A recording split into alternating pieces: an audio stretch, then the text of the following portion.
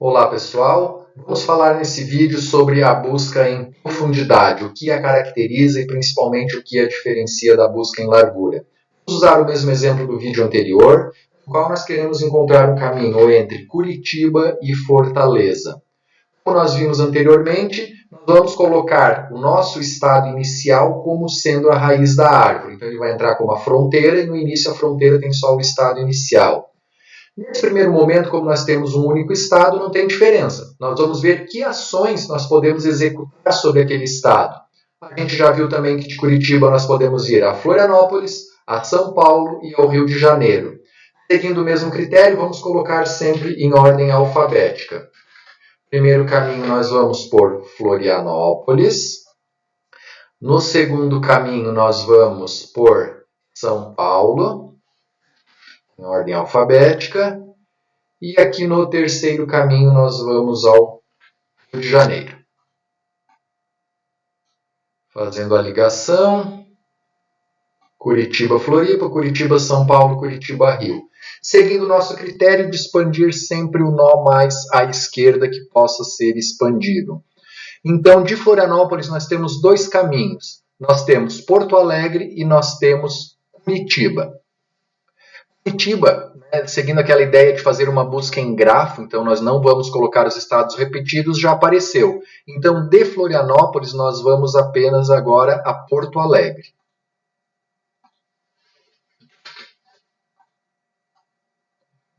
Porto Alegre. Porto Alegre. Bom, de Porto Alegre nós podemos ir a dois lugares, a São Paulo e retornar a Florianópolis.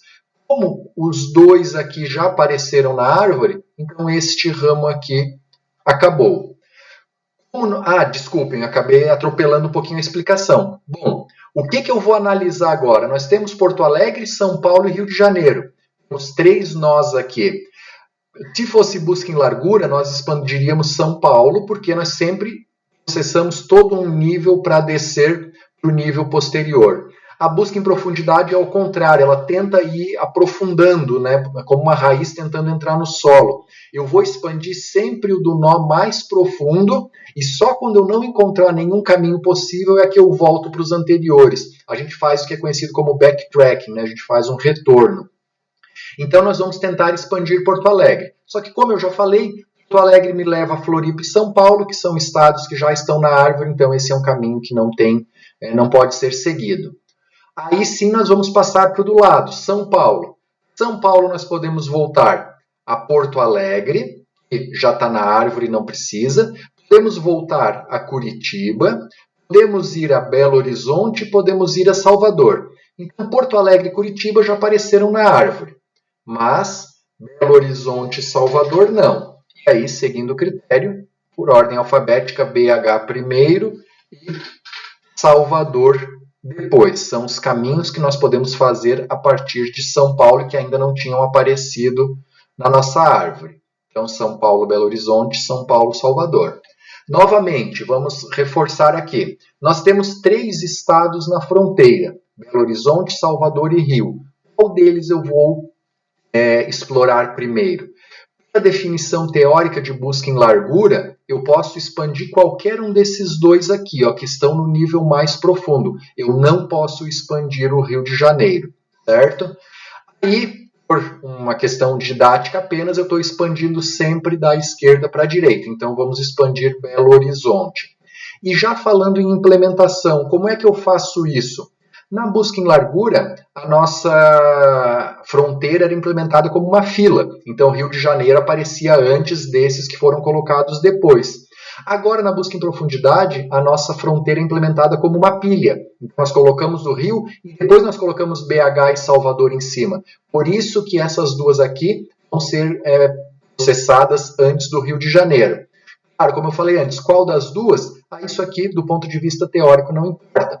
Vai depender da lógica que eu seguir para ver qual dos dois eu empilhei primeiro. Vou seguir o meu raciocínio de pegar sempre da esquerda. Belo Horizonte. Belo Horizonte nós podemos voltar ao Rio, não me interessa porque o Rio já aparece. Voltar a São Paulo, também já aparece. Podemos ir a Cuiabá e podemos ir a Brasília. Então vamos colocar aqui que foram as duas cidades que não apareceram. Brasília aqui e Cuiabá.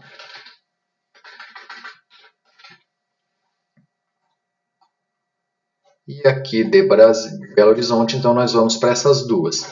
Novamente, lembrem-se, é uma pilha. Então o Rio está lá bem embaixo da pilha, Salvador está no meio, e agora nós colocamos em cima da pilha Brasília ou Cuiabá.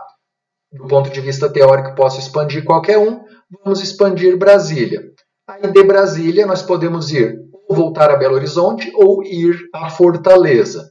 Então nós vamos ter aqui Fortaleza, e aí aqui a ligação, e a gente viu que Fortaleza é o nosso destino. Então, nós chegamos no nosso destino, saindo de Fortaleza, fazendo todo este caminho aqui.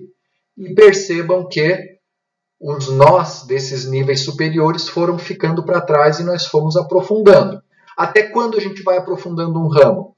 Até achar a solução, como nesse caso, ou até chegar num estado que eu não possa mais expandir. Aí nós vamos fazer o backtracking e vamos retornar.